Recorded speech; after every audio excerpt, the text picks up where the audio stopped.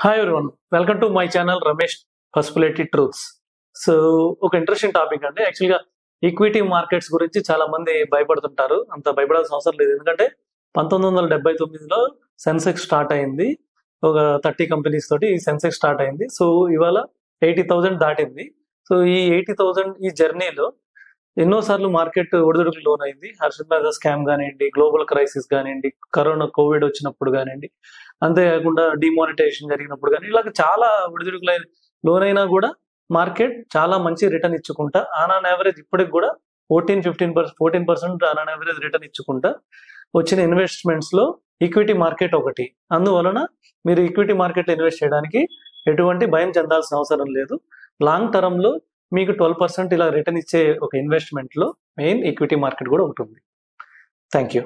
ఇంకా మీకు డీటెయిల్స్ కావాలంటే కింద స్క్రోల్ అవుతున్న నా ఫోన్ నెంబర్కి ఎనీ టైం కాల్ చేయండి. Thank you.